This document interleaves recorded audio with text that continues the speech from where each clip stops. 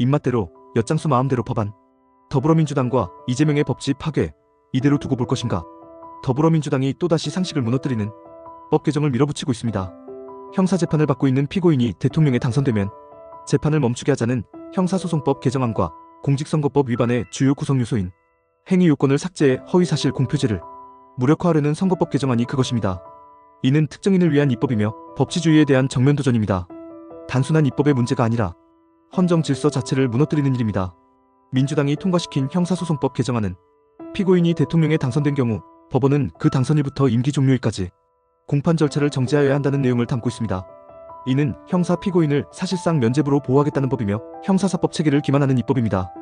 헌법 제84조가 규정한 대통령의 재임 중 형사소추 금지 조항은 그 자체로도 비판의 소지가 많지만 이를 재판 정지로 확대 해석해 명문화한다는 발상은 헌법 정신을 왜곡한 것입니다. 더 충격적인 것은 여기에 무죄, 면소, 형의 면제, 공소기각이 명백한 경우에는 재판을 정지하지 않는다는 단서를 추가했다는 점입니다. 이는 곧 재판부가 선고 전에 무죄 판결 의사를 공표하는 꼴로 삼권 분립의 핵심 원리인 사법부의 독립성과 중립성을 근본부터 허무는 일입니다.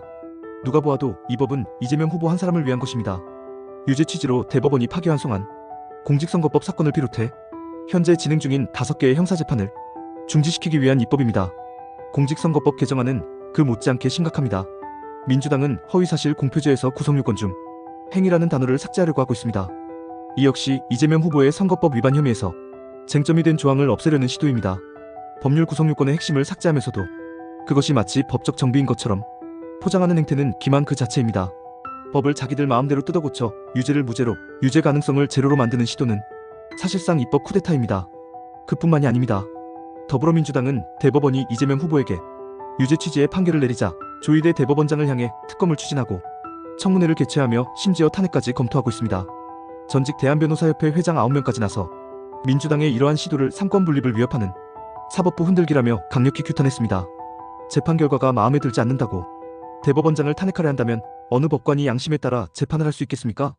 사법부 독립은 민주주의의 최후 보루입니다. 입법부가 사법부를 정치적 압박 수단으로 삼는 순간 우리는 법이 아니라 권력의 지배를 받는 사회로 전락하게 됩니다. 민주당의 이번 시도는 바로 그러한 법치의 종말을 상징합니다.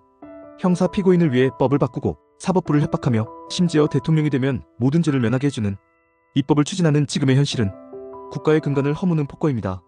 이재명 대표는 이미 정거 오범입니다. 그가 유죄 판결을 받을 가능성이 높은 상황에서 민주당은 그의 권력 획득과 범죄 회피를 위해 국회 전체를 방패로 삼고 있습니다. 법을 바꾸는 것도 모자라 유죄 판결을 내린 사법부까지 공격하고 있습니다. 이는 더 이상 정당 정치가 아니라 사법방해 조직의 작동 방식과 다를 바 없습니다. 이런 자가 대통령이 되면 그 다음은 무엇입니까? 대통령에 당선되면 모든 범죄가 면책됩니까? 아니면 범죄자가 법을 만드는 나라가 됩니까? 대한민국은 지금 중대한 갈림길에 서 있습니다.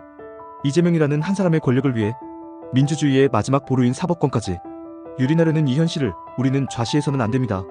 침묵은 동조입니다. 지금 이 입법 폭주를 막지 못하면 내일은 법이 더 이상 의미 없는 사회가 됩니다. 법은 힘 있는 자의 도구가 아니라 모든 국민을 위한 마지막 보호막입니다. 우리는 이 막장 입법을 기억해야 합니다. 그리고 반드시 막아내야 합니다. 법치를 파괴하는 세력에게 대한민국을 맡길 수는 없습니다.